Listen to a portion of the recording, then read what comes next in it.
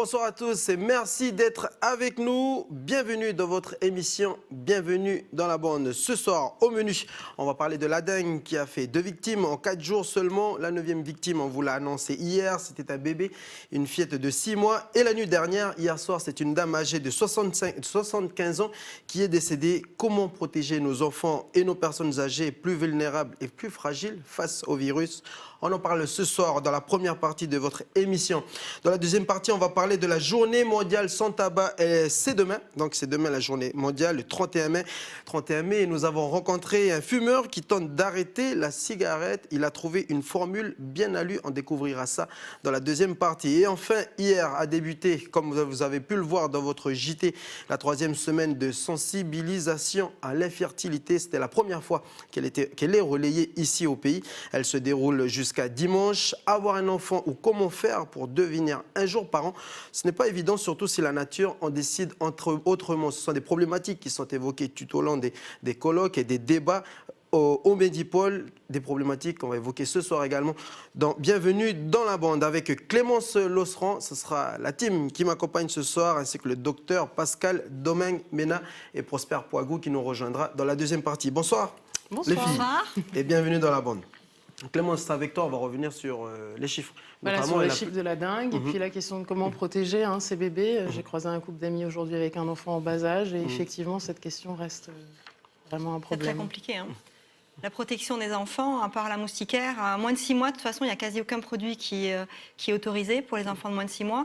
Et au-delà de 6 mois, il y en a très très peu qui sont possibles à être utilisés.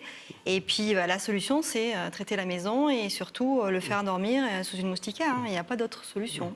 Alors, je dis en préambule que les bébés et les personnes âgées étaient plus fragiles face au virus, c'est vrai? Oui. Notamment la dame âgée de 75 ans qui est décédée hier soir au Medipôle. Ce sont des âges de la vie où des périodes de la vie où on est plus sensible, donc il y a une immunité qui est moindre, des défenses qui sont moindres, et à la petite enfance et les personnes âgées. Donc c'est des périodes qui sont difficiles, c'est des périodes où il faut faire très attention.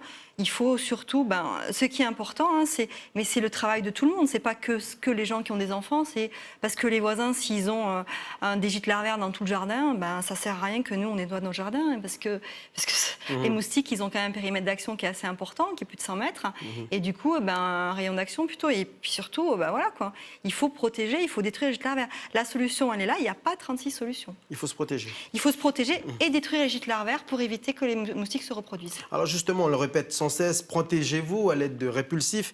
Et puis, il y a une question qui se pose, sont-ils efficaces? Je vous propose d'écouter la réponse dans ce reportage signé Prosper Poigou. Depuis le 5 janvier dernier, la Nouvelle-Calédonie a été déclarée en situation d'épidémie de dengue. La DAS déconseille l'utilisation de certains produits répulsifs cutanés car ils seraient inefficaces contre les piqûres de moustiques.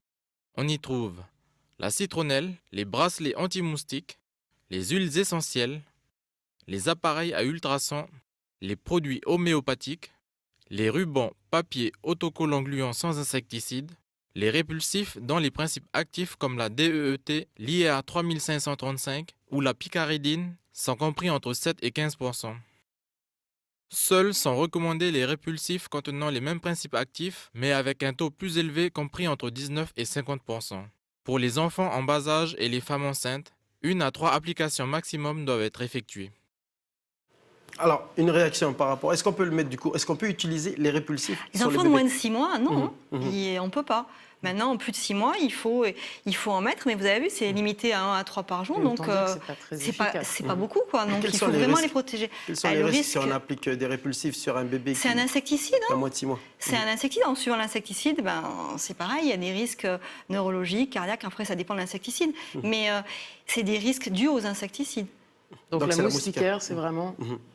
La moustiquaire et la destruction des gîtes larvaires. Et comment on fait pour les parents qui sont obligés de déposer leurs enfants dans les crèches? À la crèche, normalement, il faut discuter avec les propriétaires de la crèche, mais l'idéal, c'est que la crèche ait des moustiquaires aux fenêtres, ce qui limitera l'entrée des moustiques dans la pièce, quoi. Alors, si les enfants sont piqués, à partir de quand il faut s'inquiéter? Quels sont les premiers symptômes, docteur? Les premiers symptômes, c'est toujours la même chose. C'est de la fièvre. Chez les petits, il va être ronchon, il va pleurer, il va pas être bien. Et bien là, il faut l'amener consulter. Un petit de 6 mois, quand il est pas bien, il pleure, quoi. Alors là, on parle des bébés, des petits de 6 mois, des nourrissons. Qu'est-ce qu'il faut faire pour nos personnes âgées? C'est pareil. Par rapport au système immunitaire qui est... C'est pareil, le système faible. immunitaire des personnes âgées, il est faible comme celui des enfants. Il faut se protéger, il faut dormir sous une moustiquaire, il faut nettoyer chez soi, il faut inciter ses voisins à nettoyer chez eux pour pas qu'il y ait de moustiques autour et pour éviter la propagation de la Et ils maladie. peuvent mettre des répulsifs. Oui, ils peuvent mettre des répulsifs, oui. Et là, il oui. n'y a aucun risque pour la Non, peau. ils peuvent et mettre pour des le système répulsifs, mais immunitaire. ce qu'il disait dans le reportage, c'est très important. Il y a beaucoup de répulsifs en vente qui ne sont pas adaptés, qui ne servent à rien. C'est-à-dire qu'on met un insecticide sur soi avec des risques d'effets secondaires dus à l'insecticide, mais sans protection contre les moustiques. C'est quand même dommage. Et à partir de quand on sait que ce répulsif il est efficace? En fait, c'est ce qu'il disait, c'est un pourcentage du produit. Il y a des tableaux qui existent, il faut regarder sur Internet et sur le site de la DAS aussi. Je crois que ce tableau a été mis sur le site de la DAS. Et un médecin, est-ce qu'il... Après, on n'a pas tout en tête en Enfin, permanence. je veux dire, mais, dedans, comment on appelle ça là? en fait, il faut regarder... la feuille de soin. Il faut regarder l'ordonnance. Non, il ne faut pas d'ordonnance pour des répulsifs. Non, mais je veux dire, pour qu'un patient En fait, soit il faut au courant regarder des la répulsifs, composition c'est du bon ou pas. produit. Quand on va acheter au supermarché, au magasin, le produit, il faut regarder la composition et le pourcentage de produits actifs. Et à partir de là, voir s'il y a assez de produits actifs ou pas. Combien y a-t-il de cas déclarés dans le pays, Clément? Alors aujourd'hui, on est à 3838. Déclarés. Donc depuis, voilà, C'est ça, c'est le nombre de cas septembre, déclarés. sans compter C'est ça. tous les gens qui ne se sont sans doute pas déclarés.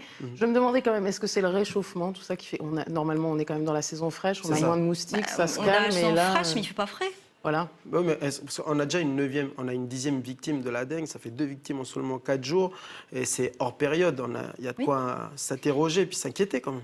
On est hors période, mais il y a encore des moustiques. Il fait chaud encore dans la journée. Donc le moustique, il continue à se reproduire parce qu'il a des températures qui lui permettent de se reproduire encore. Des règlements climatiques, du coup, jouent un rôle important dans la prolifération des... Je ne suis pas météorologue, ni spécialiste Ni de la climatologue. météo, ni climatologue. Mais vous êtes sur le terrain. Mais je suis sur le terrain, je vois bien que moi, depuis une semaine, j'ai un petit peu plus frais le soir. Mais avant ça, je n'avais pas sorti encore les pulls. Alors, il y a des chercheurs australiens qui ont découvert une bactérie bien utile pour lutter contre la dengue. Ils ont réussi à introduire dans une population de moustiques une bactérie appelée Wolbachia. Wolbachia, une fois dans le moustique, empêche la transmission du virus de la dengue. Regardez les explications.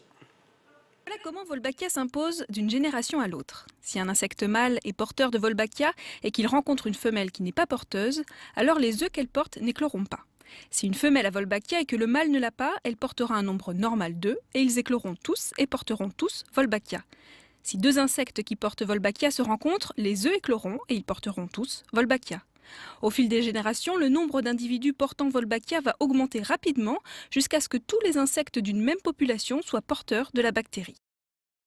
Nous voulions voir si nous pouvions utiliser Wolbachia pour stopper la transmission de la dengue. Pour faire cela, nous devions d'abord implanter Wolbachia dans le moustique pour que la bactérie se développe et se transmette de génération en génération. En utilisant une aiguille microscopique, nous avons prélevé Wolbachia sur la mouche des fruits et nous l'avons injecté directement dans les œufs du moustique Aedes aegypti. Nous avons fait des milliers et des milliers de tentatives et finalement, cela a fonctionné. Ensuite, nous avons pris le moustique porteur de Wolbachia et nous l'avons infecté avec la dengue. Nous avons trouvé quelque chose de vraiment intéressant. Le virus ne se développe pas bien dans le moustique et s'il ne se développe pas, il ne peut pas se transmettre aux humains. L'étape suivante était de construire de grandes cages dans le nord de l'Australie que nous avons remplies de moustiques locaux. Nous avons ensuite introduit des moustiques porteurs de Wolbachia pour voir si la bactérie se transmettait à la population des cages et cela a fonctionné. Nous voulions ensuite tester la méthode dans une zone touchée par la dengue. Mais avant cela, le gouvernement devait examiner la sécurité de notre méthode et approuver nos tests. Ensuite, nous devions aussi obtenir le soutien et l'accord des communautés locales afin de relâcher des moustiques porteurs de Wolbachia. Avec ces 2 accords, nous avons commencé notre premier test en plein air, en Australie, en 2011. Les moustiques porteurs de Wolbachia étaient relâchés 1 fois par semaine, pendant 10 semaines. En quelques mois, presque 100% des moustiques étaient porteurs de Wolbachia et des années plus tard, ils sont toujours porteurs de cette bactérie. Voilà, sur des explications signées Blandine Guillet, des explications que vous avez pu voir au début de l'année dans votre émission Au cœur de la science. C'est un projet révolutionnaire qui pourrait être mis en place l'année prochaine dans le pays. Vous y croyez, docteur? Il faut espérer en tout cas que ça marche. Ça marche dans certains endroits, pourquoi ça ne marcherait pas ici? Et ça aiderait considérablement votre travail à vous, notamment sur le terrain? Oui, ça aiderait. Si on diminue ne serait-ce que de 50% le risque de contamination, c'est important en pleine épidémie. Oui, effectivement. Ouais, c'est vrai. On rappelle tout de même les règles fondamentales pour éradiquer le moustique vecteur de la dengue. On ne cessera jamais de répéter. Destruction des Voilà, gîtes larvaires, c'est ça. nettoyer vos jardins, les pots à bouture, les sous-pots, tout ça, c'est à supprimer. Et il faut éliminer toute cette eau stagnante dans les petits volumes d'eau. Alors pour les parents qui s'inquiètent sur la durée de l'épidémie, quand est-ce que ça va se terminer? Je ne sais pas, je ne suis pas voyante. Mais ça dépend de quel facteur? De la température. Effectivement, quand la température va vraiment se rafraîchir, le cycle du moustique va se ralentir et on espère que l'épidémie va s'arrêter. En tout cas, protégez-vous avec les répulsifs et comme vient de le dire Dr Pascal Domingue Mena, éliminez tous les gîtes larvaires. Je vous propose que l'on fasse une pause. On se retrouve après pour parler de la journée mondiale du tabac. C'est demain et on va vous présenter un fumeur qui a trouvé une technique bien à lui pour arrêter progressivement la cigarette. À tout de suite. C'est la journée mondiale.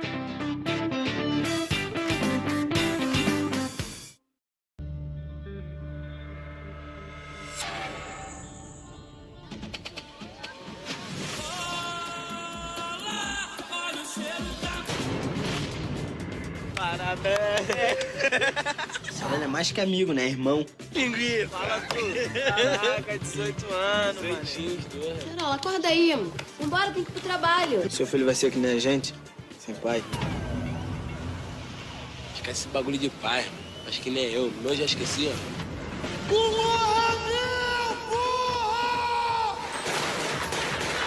Quando estiver bem armado, a gente tomar um morro de volta, meu irmão, vai ficar tudo certo. E aí, Ney? A brincadeira começa agora, tu tá dentro. E ele formou com o Madrugadão. O Acerola? Nunca que ele ia fazer isso, cara. É o Madrugadão, porra! Fica aí!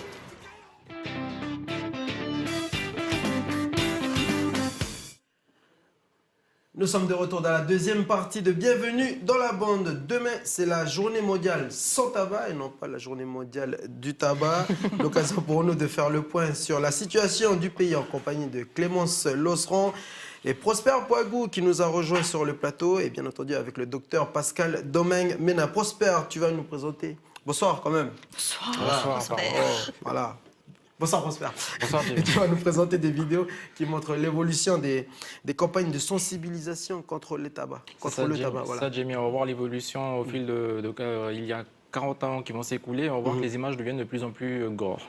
Ok, on voit ça avec toi en fin de deuxième partie. Clémence, le nombre de décès par an en Nouvelle-Calédonie liés au tabac ne nous laisse pas...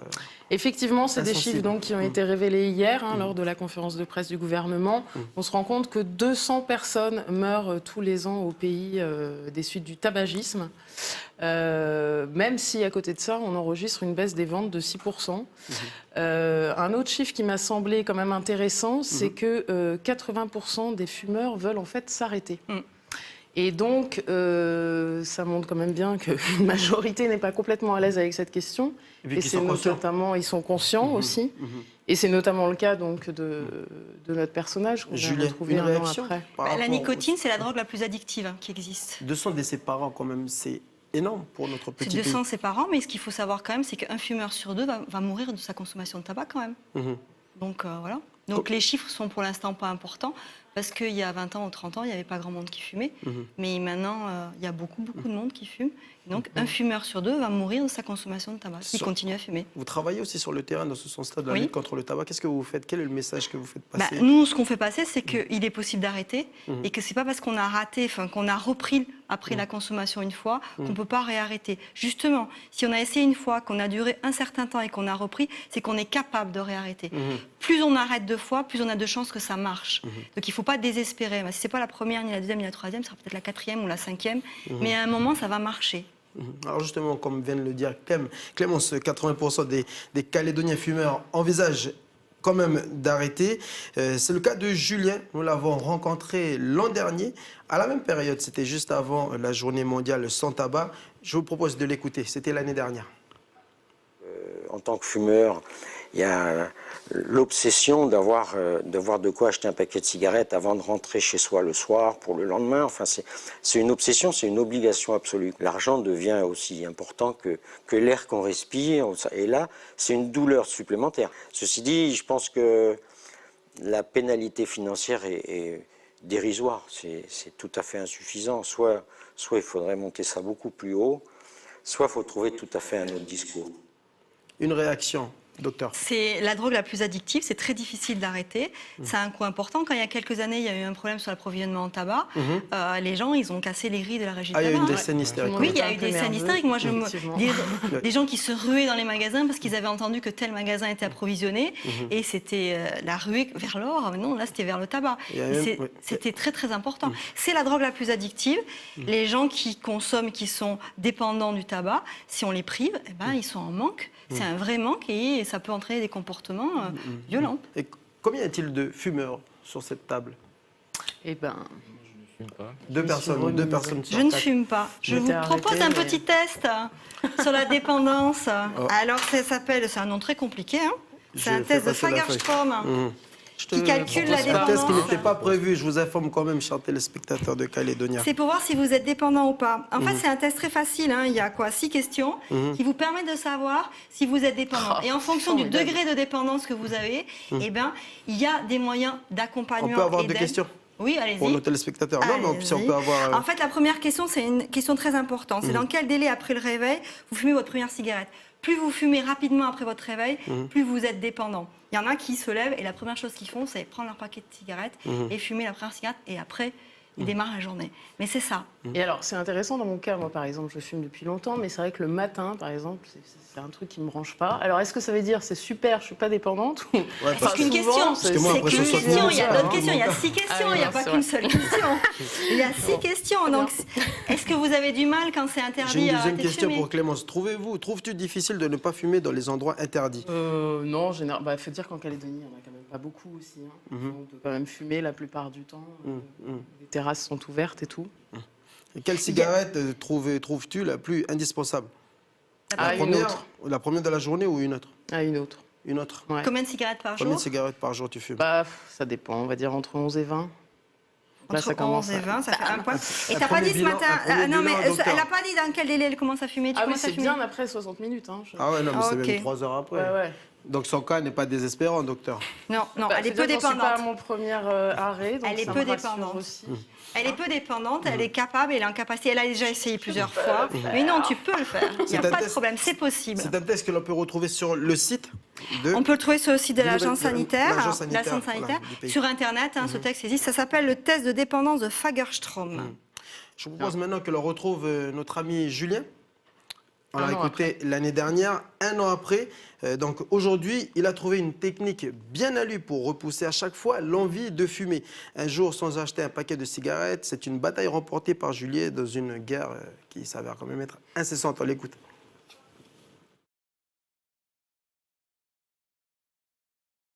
Parle bon. J'ai eu envie de...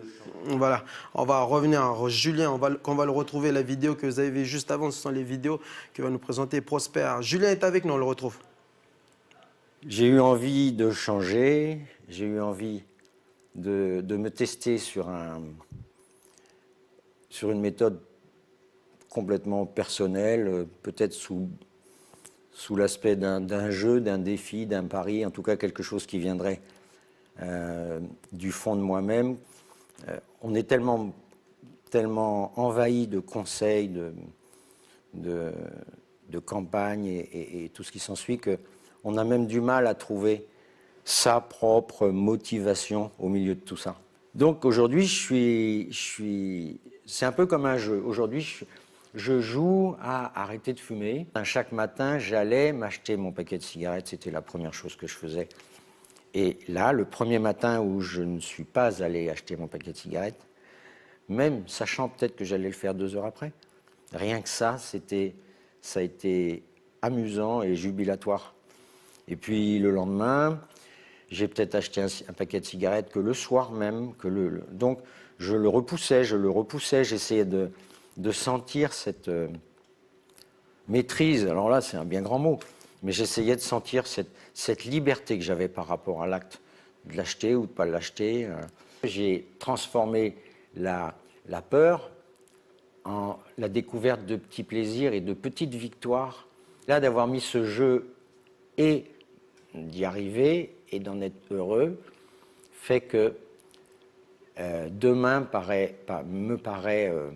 m'apparaît avec gourmandise, vivement demain parce que ce sera mieux, puis vivement après-demain parce que ce sera mieux. Je prends délice à savourer ce temps où je mets à exécution cette stratégie, si je puis dire.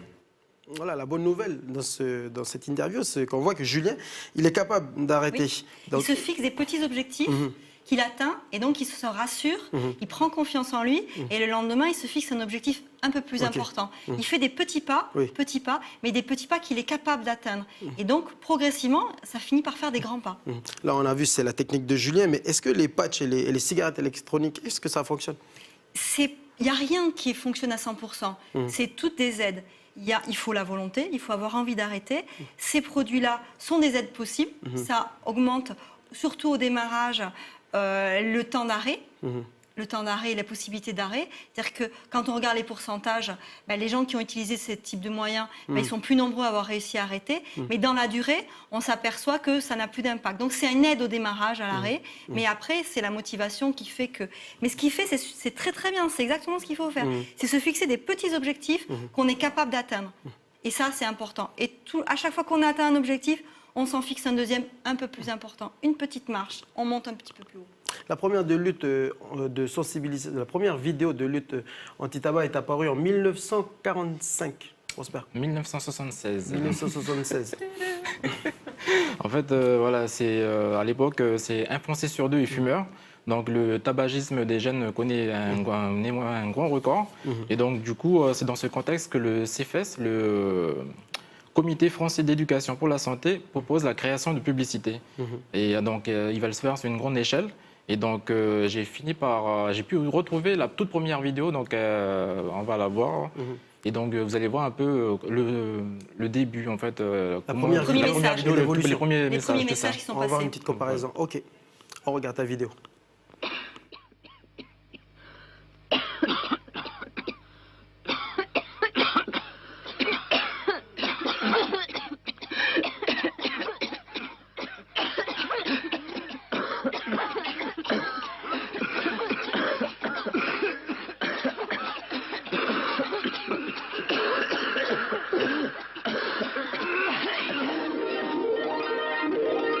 La vie serait tellement plus belle sans fumer.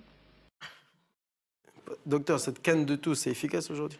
C'est la canne de tout, c'est la canne de tout du fumeur qui a une bronchite chronique. Et là, il faut qu'il arrête vraiment. Vu qu'on tous, il faut qu'ils arrêtent de fumer, c'est très important. Et là, c'était l'époque où il était encore autorisé de fumer dans des endroits qui ne sont plus autorisés aujourd'hui, comme les bars et les boîtes de nuit. Prosper. C'est ça. Et donc, 40 ans après, les chiffres sont toujours aussi alarmants. Donc, dans le monde, il y a plus d'1 milliard de fumeurs. Donc, 80% habitent dans les pays en voie de développement. Donc le tabagisme il tue plus de 7 millions de personnes par an et plus de 6 millions d'entre elles sont des consommateurs ou d'anciens consommateurs. Et environ 890 000 sont des fumeurs passifs. Voilà, ils respirent la fumée des fumeurs. Voilà. Mais il faut dire que ces campagnes ont été efficaces, puisque en métropole, le tabagisme a considérablement baissé. Et que dans d'autres pays européens et développés, c'est pareil, ça a beaucoup baissé. Il n'y a pas que les campagnes, il y a la législation qui a permis une baisse importante du taux de tabagisme. Mais l'important là maintenant... La hausse des prix aussi. Oui, c'est ça, la taxation, les taxations, c'est important. C'est un moyen efficace, la taxation, c'est un moyen très efficace pour diminuer la consommation des jeunes, en fait, ceux qui ont le moins d'argent. C'est important parce que ça marche. On est passé quand même d'une vision du tabagisme comme la norme à une vision du fumeur qui doit être exclu, qui est montré du doigt. On a quand même des campagnes qui ont permis vraiment une évolution, une prise de conscience aussi que le tabagisme passif c'était dangereux, Alors qu'à cette époque-là, on pensait que ça faisait rien, que c'était pas grave. On fumait dans la pièce avec des bébés, avec des enfants, on fumait dans les voitures. Fumer dans l'avion. On fumait dans l'avion, on fumait partout, et c'était la norme. Alors que maintenant, on fume aucune part. Quand vous êtes chez des amis, qu'il y a quelqu'un qui fume, ils demandent l'autorisation de sortir pour aller fumer. On n'est plus du tout dans le même cadre. Mais il y a quand même une évolution des mentalités mentalités et une évolution du taux de fumeurs. Il y a la législation aussi après au niveau des prix du oui, paquet de cigarettes. ça marche. Mais elle est quand même à relativiser parce que elle vise les jeunes qui n'ont pas d'argent, mais ils se rabattent. C'est les fumeurs de demain. Voilà, non, mais ils se rabattent après sur les prix de la cigarette à rouler, les roulés. C'est pareil. Il a augmenté pareil. Si, il a augmenté dans les mêmes proportions et à terme, tout va augmenter pareil. Là, il est prévu une augmentation à nouveau, soit en fin d'année, soit en début d'année prochaine. Mais c'est important. Cette augmentation de tabac sont importantes puisque ça joue sur le tabagisme des jeunes. Quand ils ne sont pas encore dépendants, qu'ils commencent à fumer, si on augmente considérablement le prix, ils ont moins d'argent, ils ne peuvent pas acheter et donc ils ne vont pas devenir fumeurs. Prosper, une deuxième vidéo. Oui, j'ai une deuxième vidéo. Par contre, voilà, pour les jeunes téléspectateurs qui nous regardent, je sais pas, veuillez vous éloigner de la télé parce que là, du coup, en fait, justement, parler d'évolution et justement, là, ces derniers temps, ces derniers temps, en fait, on peut voir que les campagnes de pub vont vraiment choquer les téléspectateurs. Ils demandent vraiment la personne, comment elle est malade. Ça, avant, on le montrait, mais d'une manière assez... de loin. Voilà, de loin. Et là, du coup, là, on le voit vraiment, la personne qui se place, c'est du trash. Donc, ce sont les images qui sont sur les paquets aussi. Hein. On regarde.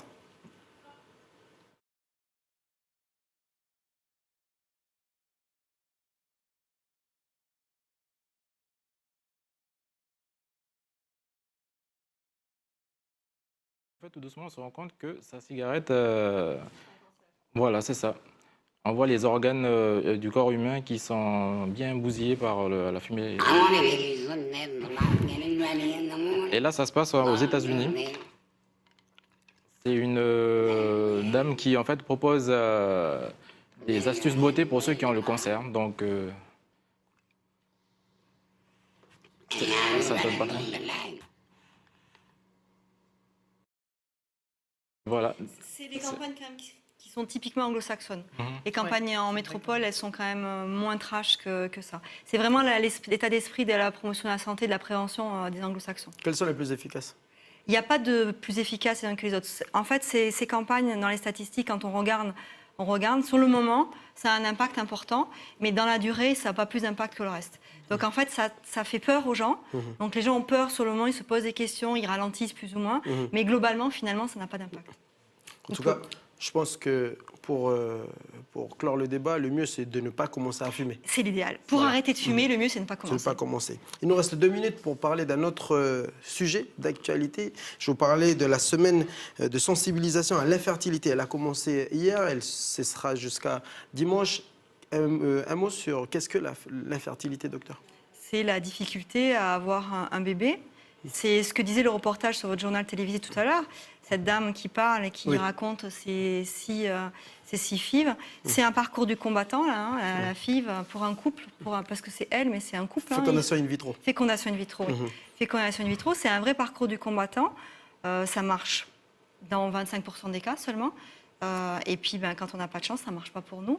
C'est difficile pour les couples pour qui ça ne marche pas. C'est quelque chose de compliqué. C'est vrai qu'ici, ce que disait le médecin en suivant, c'est qu'il y avait peu de femmes mélanésiennes. Pourtant, on sait qu'on a beaucoup d'IST parmi la population locale. On a beaucoup d'IST et qui sont le lit de l'infertilité, il n'y a pas de doute dessus. Et c'est vrai que c'est un vrai problème et que les gens ici ont encore du mal à aller vers ce type de service pour se faire aider pour avoir des enfants. Mais c'est vrai que c'est un parcours du combattant, qu'il faut être accompagné au niveau psychologique parce qu'il y a des moments qui sont quand même difficiles. On la voit, la dame, à un moment, elle pleure. C'est dur moralement d'espérer, et puis hop, ça ne marche pas. C'est vraiment quelque chose qui est difficile. C'est un témoignage que vous avez pu voir dans le JT, présenté par Camille juste avant notre émission, mais que vous pouvez revoir également à partir de 19h, toujours dans le JT. Il y a une autre question une problématique qui a été abordée durant ce dossier consacré à la fertilité, c'est qu'il reste encore tabou, notamment chez les Kanaks. Bien, en fait, souvent, on n'appelle pas les femmes des femmes, on les appelle des mamans. Donc ne pas pouvoir avoir d'enfants, c'est quelque chose qui est difficile à dire et à accepter. Et C'est sûr que même si c'est pas que chez les Kanaks, je veux dire, c'est difficile de se dire, une femme se dire, ou un homme, parce que la stérilité... c'est plus la responsabilité de l'homme, d'après la gynécologue qu'on a vu dans le JT. Mais c'est difficile de se dire qu'on n'est pas en capacité d'avoir un enfant, alors que la société attend de vous que vous ayez des enfants. En tout cas, il faut se manifester. Oui, il ne faut pas hésiter à aller rencontrer. Il ne faut pas hésiter à aller voir un médecin, à aller rencontrer au Médipôle, le centre d'infertilité, parce qu'en fait, il y a des possibilités. Effectivement, ça marche que dans 25% des cas, mais si vous faites partie des 25% des cas, c'est 100%. Merci docteur. Merci Labonne, merci Prosper, merci Clémence. On arrive au terme donc de cette émission. Merci à tous de nous avoir suivis. Bonne soirée et restez sur Calédonia. La formation continue.